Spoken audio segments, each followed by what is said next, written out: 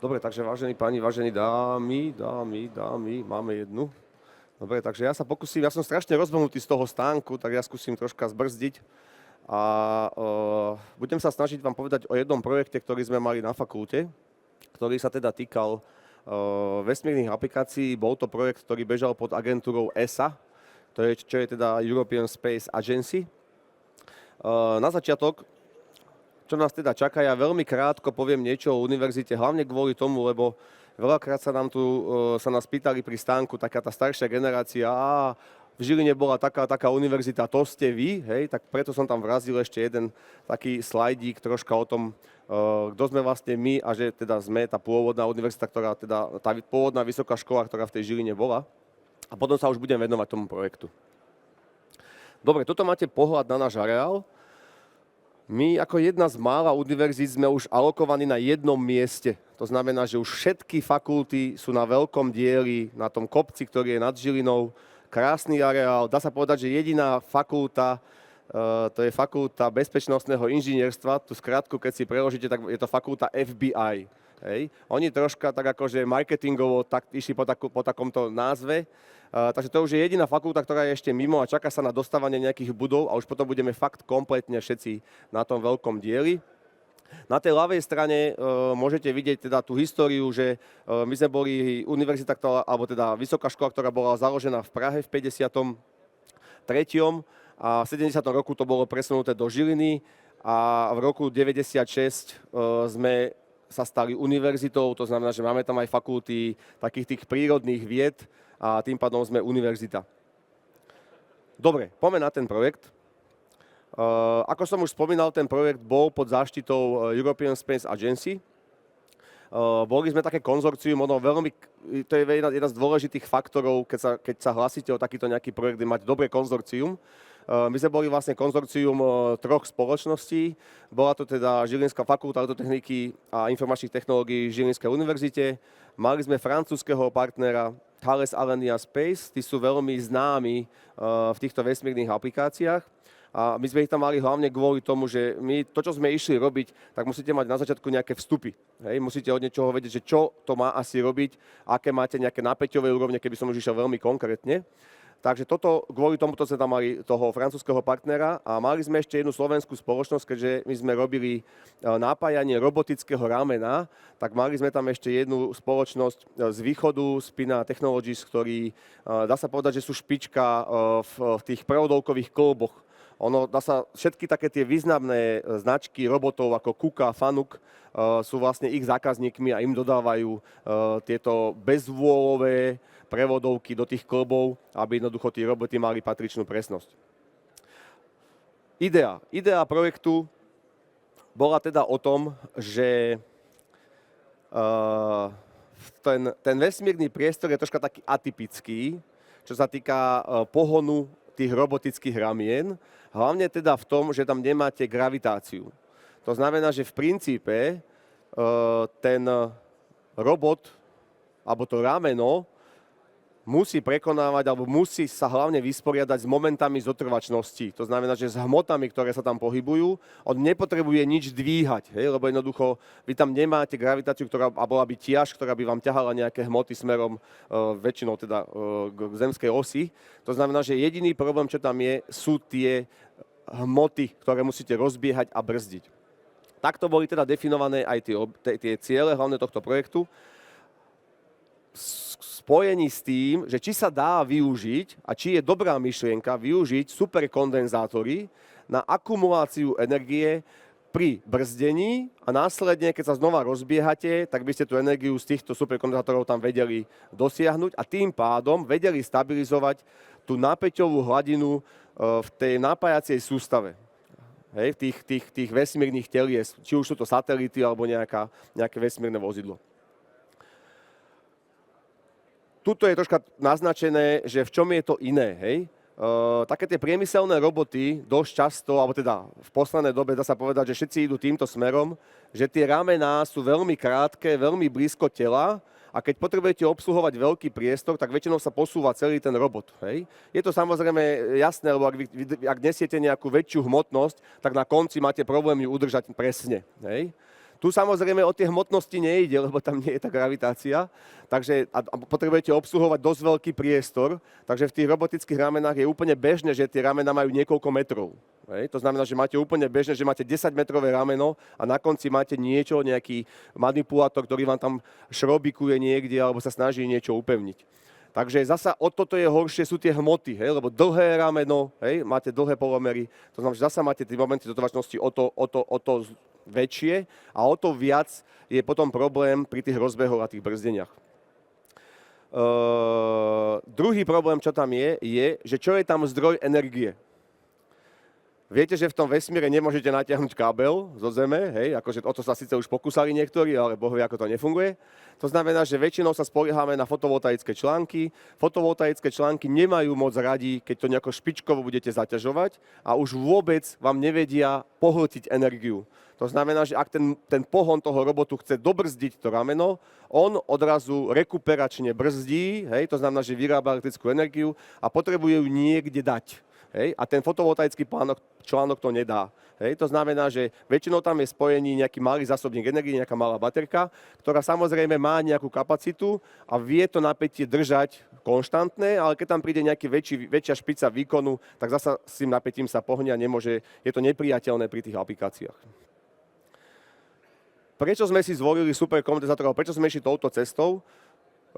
My sme už mali nejaké projekty, čo sa týka takých tých pozemných vozidiel, hej, lebo dneska hlavne pri nejakých športovejších vozidlách, kedy potrebujete veľmi rýchlo dodať energiu a veľmi rýchlo prijať energiu, tak už sa používajú kombinácie, že je batéria a superkondenzátor. Hej. Tá batéria tam je na takú dlhodobejšie uskladovanie energie. To dlhodobejšie, prosím vás, rozumiete tak, že ja keď začnem brzdiť, tak v tých prvých pár, by som povedal, že až sekundách, hej, tú energiu, ktorú tlačíte do batérie, tak ona sa fyzicky do nej neuloží. Ona sa premení iba na teplo. Hej, a vy ste tam vlastne tú energiu dali úplne zbytočne. A na to tam je ten superkondenzátor, ktorý vlastne v počiatku toho brzdenia vie pohltiť tú počiatočnú energiu a potom, keď sa tá batéria, ktorá je vlastne chemický článok nejaký, prestaví na to, že viem energiu akumulovať, tak už sa začína nabíjať. Hej. To znamená, že my už sme mali nejakú takúto skúsenosť s tými pozemnými aplikáciami a toto sme sa snažili pretaviť aj do toho vesmírneho, do tej vesmírneho aplikácie, do tej vesmírnej. Tá tabuľka iba zdôrazňuje to, že ten kondenzátor, ak si všimnete na tej y-ovej osi, hej, tu, na tejto y-ovej osi je merný výkon. Hej, to je to, čo hovorí o tom, ako rýchlo tá baterka je schopná akumulovať, alebo ten superkondenzátor, alebo ten zásobník energie, ako veľmi vie, aký veľký výkon vie pohltiť. Na tej x-ovej osi je špecifická energia, to hovorí zase o tom, že koľko energie viete skovať do nejakého kilogramu. Ne? A v tomto tie superkapy sú veľmi dobré, ako vidíte, že sú povedzme 10-násobne lepšie ako nejaká litiová batéria. V tom dodať nejaký veľký výkon a jeho absorbovať. Dobre, poďme naspäť. Tu je taká jednoduchá schémička, teda čo ten projekt obsahoval, no to vyzerá veľmi jednoducho, ale keby som mal povedať tú skúsenosť aj s tou agentúrou, s tou ESO, vy tam vlastne každý krok, alebo každý ten takýto veľký projekt ako štandardný projekt má nejaké míľniky a vy pri dokončení tých míľnikov máte schvaľovací proces, či môžete ísť ďalej. Vždycky to bolo vlastne debata s ľuďmi z ESI, s veľmi dobrými odborníkmi z ESI, ktorí sa veľmi detailne pýtali prečo, za čo, prečo tu je takáto špica, prečo tuto niečo je, hej. A jednoducho muselo to byť veľmi, veľmi vychytané, aj keď to vyzerá veľmi jednoducho. To veľmi jednoducho, čo tým chcem povedať, je to, že v princípe máte batériu.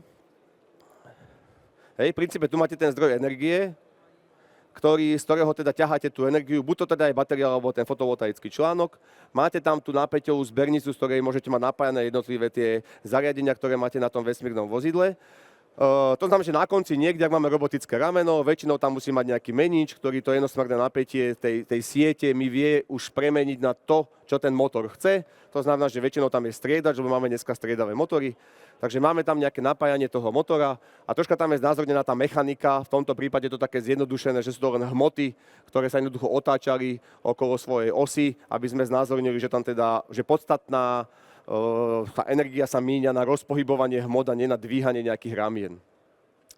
Zabudol som ešte podotknúť, že tento projekt, to bol na tej predchádzajúcej tabulke, mal byť ukončený na úrovni TRL3. TRL3 znamená, že končíte nejakým laboratórnym demonštrátorom.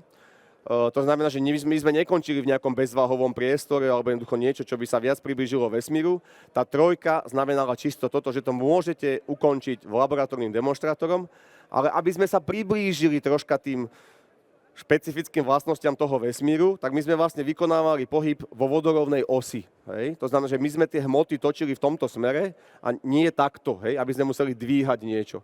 Takže toto nám stačilo na to, aby sme sa vlastne priblížili k tým špecifickým požiadavkám v tom vesmíre. Dokončím tú myšlienku, to znamená, že máte tú napäťovú zbernicu, z ktorej je napájaný ten váš systém a paralelne k tomu, hej, teda priradíte nejaký zásobník, to je ten dvojsmerný DC-DC menič, ktorý tam vidíte, ktorý teda je schopný dodávať, hej, alebo teda odoberať tú energiu z toho DC busu v prípade, ak vám tam nejaký zdroj, v našom prípade ten motor brzdí a dodáva tam niečo a ten zdroj, tá batéria to nevie prijať, alebo by nám tým nejakým spôsobom kazilo to napätie v tej sieti, vie nám stabilizovať to napätie obidvomi smermi. Hej. Všetci vieme, že keď nejaký napájací stroj zaťažíte, tak to napätie má tendenciu klesať. Keď do tej napájacej sústavy niečo pridávate, tak má tendenciu to napätie stúpať. Takže ten dvojsmerný DC-DC menič s tými zásobníkmi energie, čo sú tam, mal za úlohu stabilizovať to napätie. Zas poviem, stabilizovať napätie znamená na nejakej milisekundovej úrovni. Nie, že vám to vyletí o 1-2 V. Hej? Jednoducho pozerám sa na tú napäťovú hladinu a chcem, aby sa to, keď to tak laicky poviem, vôbec nepohlo. Hej? Jednoducho, aby tá zmena toho napätia bola fakt minimálna. To som už spomínal, projekt samozrejme bol rozdelený do rôznych work packageov. V takýchto akademickom svete alebo v tom inžinieringu taký ten typický postup.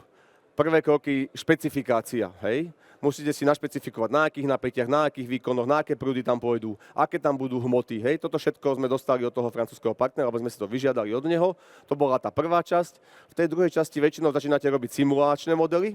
Hej, tu poviem ten simulačný model, ja sa tak trošku dostanem na ten slajd. Bol veľmi komplexný a minimálne, keby som povedal, len doba trvania simulácie, že nejakých 15 sekúnd sa simulovalo možno nejakých 12 hodín. Hej, to znamená, že máte tam frekvenčné meniče, máte tam tie DC-DC meniče, ktoré bežia na nejakých spínacích frekvenciách. Chcete vidieť všetko. Hej? To znamená, že s veľmi, veľmi malinkým krokom beží tá simulácia. Áno, bolo to urobené v MATLABe, ktorý nie je úplne na toto úplne to by som povedal, že jednoducho on vie byť veľký žrút času. Hej, čo sa týka takýchto nejakých komplexnejších vecí, ale aj napriek tomu to ukazovalo, že fakt ten model bol komplexný. No a záverom, zasa musím povedať, ten projekt mal končiť demonštrátorom, niečo teda v tých laboratórnych podmienkach na úrovni TRL3, ako som už povedal. Takže tam sa dizajnovali tie jednotlivé časti a následne samozrejme testovačka a ukázanie toho, že či to má nejaké rácio. No, takto vyzerá pár tých vstupných údajov. Boli definované dva profily, na ktorých sa to bude skúšať. Jeden ten profil, to je ten ľavý, to je práve, vidíte, ten vrchný obrazok je výkon, ten spodný obrazok je poloha. To znamená, že vy sa otočíte, zapolohujete do jednej polohy, počkáte chvíľočku, otočíte sa, zapolohujete naspäť. To je ten ľavý, profil číslo 1. Ten profil číslo 2 je profil, kedy sa vlastne otáčate konštantnou rýchlosťou a cyklicky sa zaťažujete, alebo dochádza cyklicky k zmene zaťaženia. Hej, to zasa na spodku máte, vidíte, že moment, ktorý cyklicky z 80 na nejakých 108 Nm sa zväčšuje a tomu samozrejme prislúcha výkon a sú konštantné otáčky. Namodeloval sa, ako by mohol vyzerať ten demonštrátor, hej, to je na tej ľavej, na tej pravej strane a už, ak som spomínal, napájacie napätia, výkony, hmoty a tak ďalej, to je to, čo sa následne použilo, či už v simulačnom modeli, alebo potom v tej reálnej aplikácii. Dobre. Dostávame sa pomaličky k tomu simulačnému modelu. Tu je to tak rozdelené do takých troch základných častí. Jedna vec je samotný model tých superkondenzátorov plus s tým meničom, ktorý je priradený ku ním.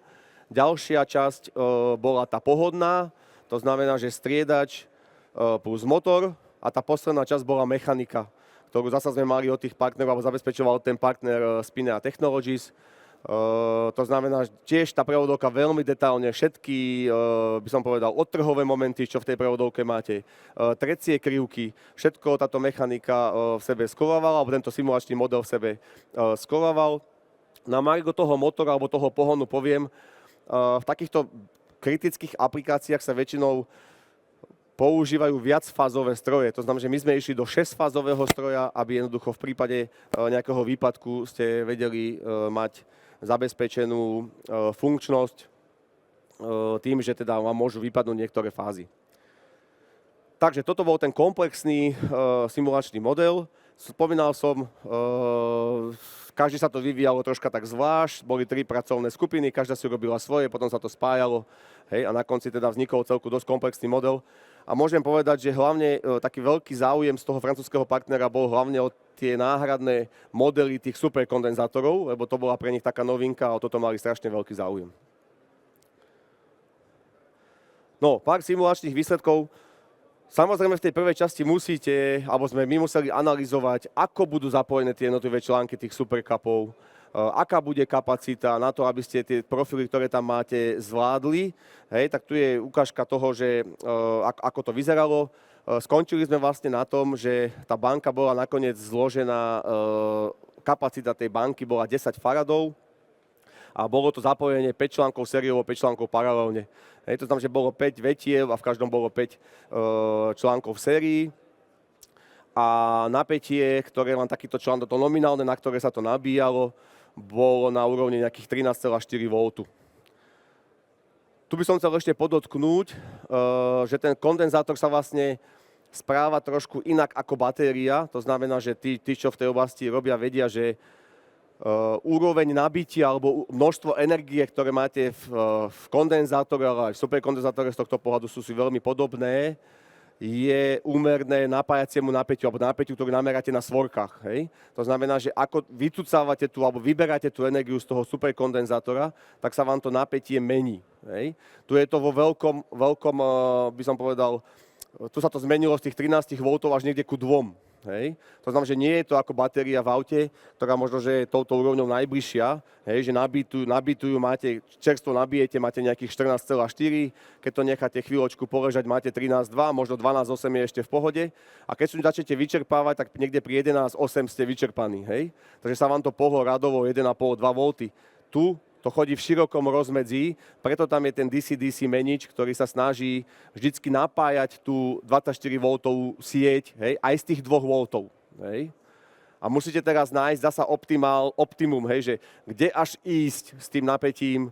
Keď pôjdem na veľmi malé napätie, môžem si dovoliť, povedzme, že menšie banky, ale mám väčšie prúdy, takže budem mať zasa zlú účinnosť, hej, takže musíte nájsť nejaký kompromis a fakt hľadať nejaké optimum. No, potom následne pre mňa vždy začala tá zabavnejšia časť, alebo tá zaujímavejšia časť bolo už vyrábanie tých prototypov. Tu sú také tie základné časti. Tento obrázok tu, hej, tento, to je teda ten menič, ktorý bol priradený tým superkondenzátorom na tej, po vašej ruke na tej pravej strane. Vlastne môžete vidieť takú tú komplentku, kde vidíte tú sadu tých kondenzátorov, tých superkondenzátorov, pod ním ten menič. Ten druhý obrázok je ten 6-fázový striedač. Dole je jeho štruktúra, ktorú sme teda použili na napájanie synchronného motora s permanentnými magnetmi, ktorý bol ten aktuátor, ktorý vlastne točil tou prevodovkou a následne s tou hmotou. Dobre. No, samozrejme, kopu testov, hej, nabíjanie, vybíjanie, musíte čeknúť, či to všetko funguje správne, nejaká termovízia, či sa vám to jednoducho neprehrieva, alebo máte tam nejakú banku tých kondenzátorov, ktoré samozrejme pri tom nabíjaní, vybíjaní produkujú teplo, takže muselo sa okontrolovať, aké teploty sa tam dosahovali. Takže toto všetko vyhovovalo tým špecifikáciám, ktoré sme si na začiatku definovali. A potom teda prišiel už to samotné testovanie. Tu na tom ľavom obrázku my to voláme, že kolotoč, lebo to sa v princípe len tak točilo do kolečka.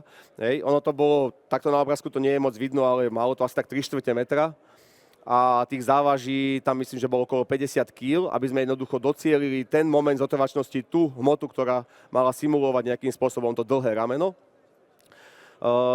Tuto sme použili procesor od firmy NXP, tí, čo s nimi robia, tak vlastne spoznajú tú strednú obrazovku, to je obrazovka z Freemastera, to je taký najzákladnejší software na vizualizáciu dát, pokiaľ robíte s NXP procesormi. A všetky tie veci, ktoré sa diali na tom meniči, tými supercupmi sa potom zobrazovali na osciloskope a zaznamenávali sa osciloskopom a potom sa dodávali ako výstupy. Ja tu mám také veľmi krátke video. Ešte, dobre. Toto sú teda testovacie profily. Toto je ten profil 1, to znamená, že to, čo som spomínal, že sa to otáča do jednej strany, do druhej strany a snažíte sa hlavne vykryť tieto výkonové špice, ktoré tu máte. Hej, to znamená, že vo veľmi krátky čas vám to dodá nejakých 300 W, tak to bolo napočítané. A vy nechcete, aby to výstupné napätie v tom vozidle alebo teda na tej palubnej sieti sa vám nejakým spôsobom zásadne zmenilo. A potom ten profil 2, ktorý som už spomínal, konštantná rýchlosť a cyklicky meníte momenty. Takže tuto to bude. Takže tu bude veľmi také kratučké video. Ono to bude tá jedna sekvencia, lebo my sme vlastne chceli zaznamenať tie priebehy. Takže vlastne na tom osciloskope, to je asi tak najviac vidno, uvidíte tie priebehy, kedy si potiahne ten motor, ten výkon a následne, keď bude dobržovať, tak dá taký, keby som to tak ľudovo povedal, taký kopanec, to znamená, že zasa vám energiu vráti. Samozrejme, už to nebude také symetrické, ako to bolo na tých obrázkoch, pretože tu už máte reálny systém, hej, už je tam trenie, to znamená, že už nemôžete očakávať, že toľko energie, ktorú ste minuli na rozbeh, tak toľko energie sa vám naspäť aj vráti, hej. Jednoducho už tam máte nejaké straty. Dobre, takže asi sa to nebude dať zastaviť, ale aspoň máme takto. Hej, to znamená, že neviem, či to bude tak veľmi Tento prvý impuls, ktorý by som povedal, to je vlastne tá minúta energia, ktorú ste minuli na to, aby ste to rozbehli. Potom tam v strede, čo je taká zašumená, ako keby to vyzeralo, to je pohyb konštantnou rýchlosťou. A potom ten priebeh, taká tá malá špica smerom nadol, tejto druhej časti, to je to, kedy to brzdíte. Hej. Takže už to nie je také symetrické, ako to vyzeralo v tých úplne idealizovaných podmienkach, ale toto je to, čo tam potrebujete do tých kondenzátorov z nich dostať pri tom rozbehu a následne do nich dostať naspäť, hej, aby ste neovplyvňovali tú napájaciu sústavu. No, takže tu sú nejaké obrázky. V tých troch obrázkach môžete vidieť, keď pôjdem úplne zľava, kde sme vlastne vôbec nedovolili prácu toho superkondenzátora. Hej? To znamená, že ako vyzerá to napájacie napätie v tej sústave, to je ten vrchný obrázok, tie modré, hej, ten prvný riadok, keď idete s výkonom zo supercupy na 0%, potom na 50% a v tom poslednom, už keď tie špice, ktoré tam vy chcete, sú pokryté tou vašou elektronikou s tými superkondenzátormi, ktoré tam sú, hej? A aký to má dopad na to napätie v tej sieti. Hej, tam si vlastne môžete všimnúť, že už na tom poslednom obrázku, hej, tuto sa nám to z nejakých 23,1, hej, nám to padalo až na 21 V, keď to tak zhruba poviem. To, že ste tam zaviedli tým 50% pokryv toho výkonu, tak sa to zásadne nezmenilo. Až vlastne tu, hej, keď už to celé sa snažíte kryť z tých superkondenzátorov, tak vám to tu lieta nejaké desatinky voltu. Hej, a viete to udržať na tej úrovni, aká bola požadovaná, keby to tam mám tak povedať. Samozrejme, zase si nemôžeme úplne idealizovať ten prípad, že bude mať rovnú čiaru. Hej? To zase by sme boli asi príliš idealistickí. Tuto je len ukážka takého, že keď nedovolíte počas tých jednotlivých cyklov dobiť tie superkondenzátory, tak samozrejme, že to napätie na tých superkondenzátoroch vám bude klesať, hej? Lebo jednoducho tú energiu z neho stále vyberáte, lebo máte straty. Hej? Jednoducho tie trenia tam sú. Tá prevodovka, tá robotická, tí, čo majú skúsenosť, zase asi vedia, to musia byť prevodovky, ktoré sú bezvôľové a bezpružné. Takže oni sú väčšinou predpäté a keby ste s ňou akože rukou sa s ňou chceli pohnúť, tak ona ide dosť ťažko. Hej? Nechcem ísť do pojmov, že je to ako keby harmonická prevodovka, ktorá bola taká predpnutá, v minulosti sa veľmi často používala, ale je to veľmi blízko harmonickej prevodovky, ale oni z tohto pohľadu majú nižšiu účinnosť, hej, fakt idú ťažko, hej. Tá nižšia účinnosť, predstavte si, že dneska tá prevodovka, keď je dobrá, tak sme na 96 a vyššie, hej. Tuto sa pohybujeme, že sme okolo 90% s tou prevodovkou, takže už dosť veľké straty máte v tej prevodovke. Je to na úkor toho, že to je bezvôľové a bezpružné, hej. No, toto je pár obrázkov na ten profil 2. Ja som tam na začiatku ukazoval, že ako ten demonštrátor mal vyzerať na ten profil 2. Nakoniec sme zvolili ten spôsob, že sme to mali napojené na náš dynamometer. To znamená, že tento motorček tu, to je ten 6-fázový motor a máme ho spojený s našim dynamometrom a ideme na konštantné otáčky a cyklicky tým dynamometrom zaťažujeme, hej, a robíme ten profil, ktorý nám bol definovaný. Tuto pár obrázkov na snímanie tých veličín, hej, tuto je ten menič s tou bankou, s tými superkondenzátormi. Mali sme Tektronixy, takže bohužiaľ. Zas pár obrázkov z toho profilu 2.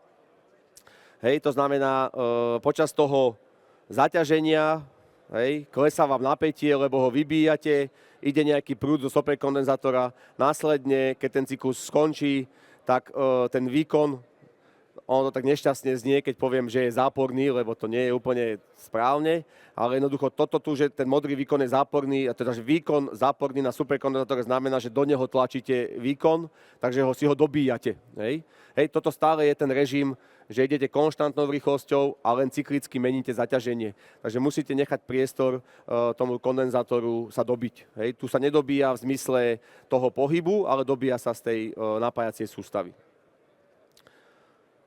Dobre. Zosumarizovanie. Zasa je tam taká tabuľka, kde ukazujeme, že keď necháte tomu superkondenzátoru a tej elektronike robiť to, čo má na tie percentá, to znamená, že ak tam vyjdeme na tých 100%, že fakt dovolíme toho supercupu kryť maximum toho výkonu, ktorý tá aplikácia na konci si požaduje, tak to zvlnenie napätia v tom DC base je najmenšie, to je to, čo sme všetci chceli mať.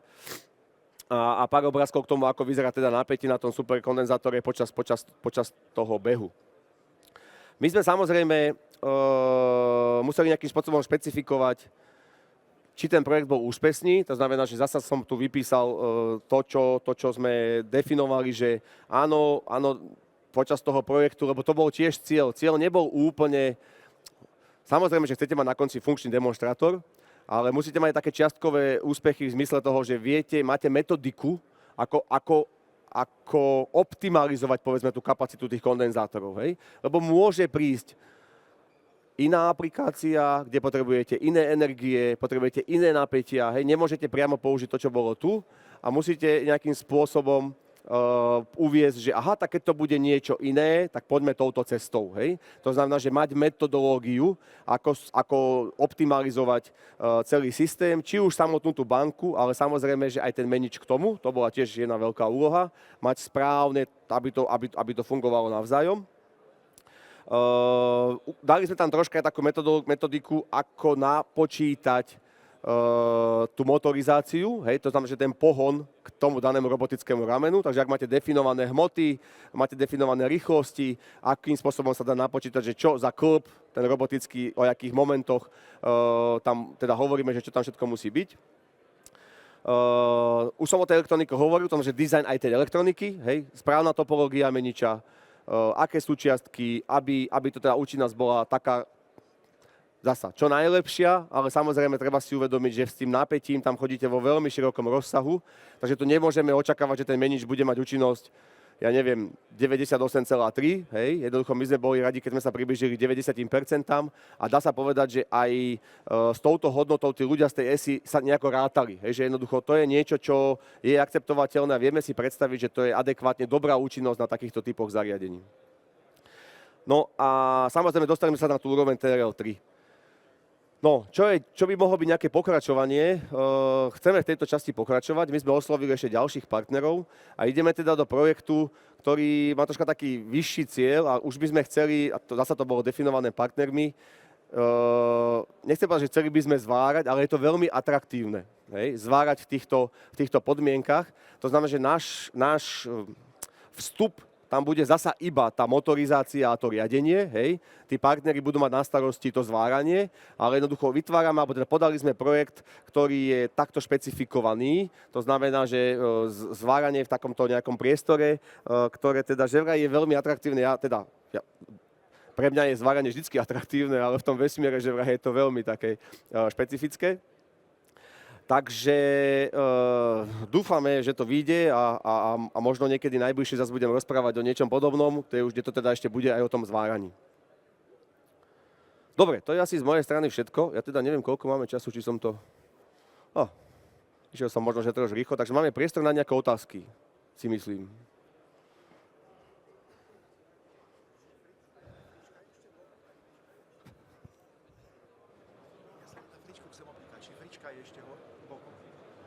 Áno. Fakulta riadenia informatiky.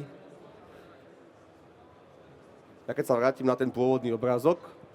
Ale my už ich považujeme, že sú v rámci toho areálu, hej? Lebo oni sú tam úplne vľavo dole. Hej?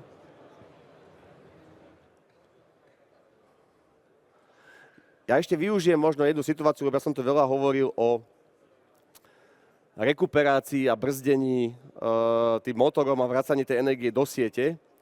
A ja som bol včera troška v tej vedľajšej hale, kde je tá e-mobilita a je veľmi zaujímavé, aj tam sa to vyskytlo, ale hlavne keď pozeráte nejaké novinárske recenzie aut, jak sú neskutočne tí novinári presvedčení, že rekuperovať sa dá až do nuly. Hej, a ešte krásne povedia, minule teda, ak spomeniem značku, recenzoval Mercedes a pozrite, Mercedes ti to majú krásne vyrobené, ti vedia rekuperovať až do nuly. Hej. V princípe to samozrejme, že z fyzikálneho hľadiska nie je možné. Vy máte ten brzdný účinok, ale do určitého momentu už ťaháte energiu z tej batérie, ktorú tam máte. Hej. Takže je to veľmi také úsmevné, ak sú všetci presvedčení, že ak to je super a pritom to nefunguje. Takže to len tak na okraj. Z čoho sú zložené superkondenzátory? Toto ste mi dali otázku, ktorú neviem, či vám ja budem vedieť odpovedať. Ja teda som z tej pohonárskej časti, hej, takže toto vám asi ja nedám, sa ospravedlňujem. Neviem, či je tu niekto odborník na konštrukciu superkondenzátorov.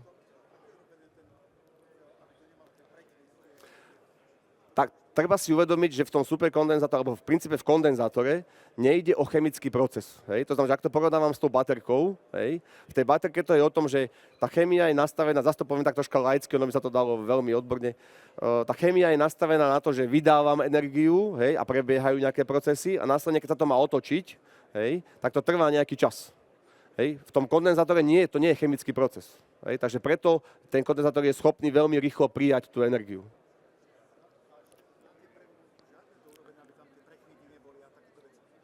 Aby to nekmitalo? Hej.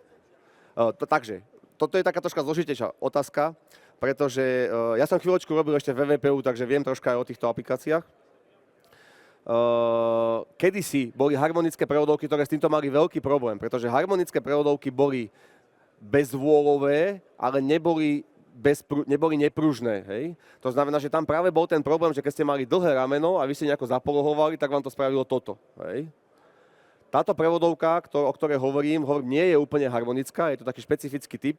Je to niekde medzi harmonickou a planetovou, ono sa to ťažko špecifikuje, ale je predpnutá, hej? To znamená, že je fakt bez vôly. Tí vôle väčšinou robíte tak, že predpnete niečo, takže je to predpnuté, ale tam nie je žiadny pružný element. Tá harmonická prevodovka, preto sa volala, že harmonická, lebo tam vnútri bol taký pliešok, ktorý bol do takej harmoniky a ten spôsoboval to pretnutie, ale spôsoboval aj tú pružnosť. Hej. Tuto, keby ste išli do tej fabriky, tak to je čisto, zase keď to poviem tak jednoducho, že železo na železo. Hej. Jednoducho je to na seba, áno. Tam, keby ste do tej fabriky išli, zasa, možno rozprávam, všetci poznajú, ak niekde vyrábate na tisíciny, to znamená, že konštantná teplota, hej, jednoducho tam to sú úplne, ak by som povedal, že chirurgické podmienky, hej, a chcete vyrábať na takýchto presnostiach. Ale vďaka tomu oni sa dostali tam, kde sú. Hej. Fakt, ja považujem Kuko a Fanux, alebo teda aj ABBčkari, hej, také naj v tej robotike, čo sa týka celosvetového meradla, a títo všetci berú prevodovky od nich. Áno. Tu presnosťou a tuhosťou. Hej. Samozrejme, že tá prevodovka musí byť tuhá, hej, lebo keby bola presná, ale nebola by tuhá, tak zasa máte chvenia. Hej, ale v princípe, čo som spomínal, tú firmu, ktorej som chvíľočku pracoval, oni práve zlyhali na tom, že keď ste chceli v tej robotike operovať na nejakom priestore, tak väčšinou máte tendenciu si zväčšovať tie ramená, hej. A s týmto začnete mať problém, lebo ak tuto sa vám niečo pohne malilinko, no tak tu sa vám to už pohybe. Hej? Takže preto krátke ramená pri tele a radšej sa posúvam celý. Hej? Niečo urobím. Hej? A tak viem docieliť, že som presný aj na veľkom pracovnom rozsahu.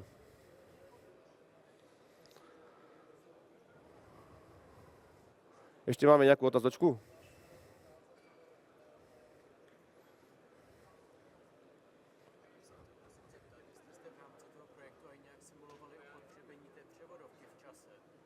Nie.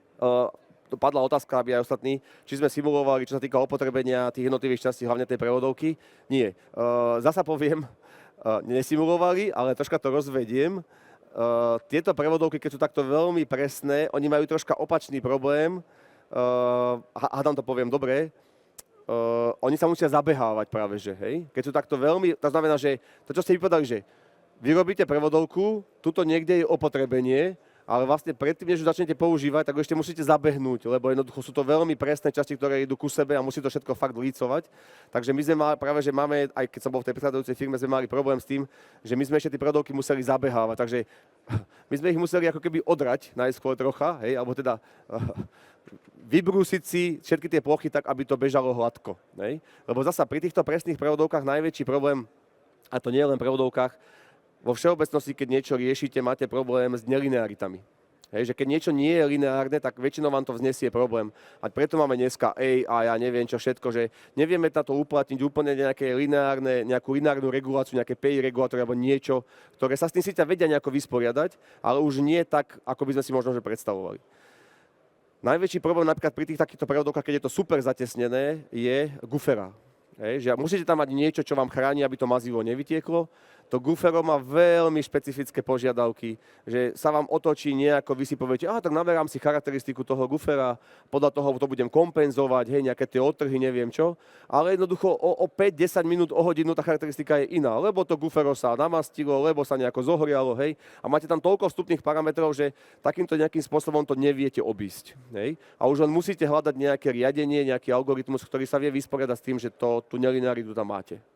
Hej. A jeden z tých dôvodov bola aj ten nerovnomerný chod, hej, že keď to nie je zabehnuté. Hej, že v tejto polohe, aby ste s tou prevodovkou potočili, potrebujete nejaký moment, nejaký prúd, hej, keď to robíte motorom, niekde inde už iný. Hej.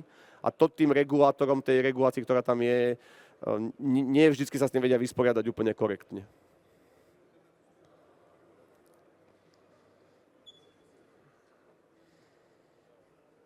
Dobre, ak nemáme ďalšie otázky, ja vám ďakujem za pozornosť a dúfam, že možno niekedy v budúcnosti na nejakú podobnú tému sa zase budeme vidieť. Ďakujem veľmi pekne.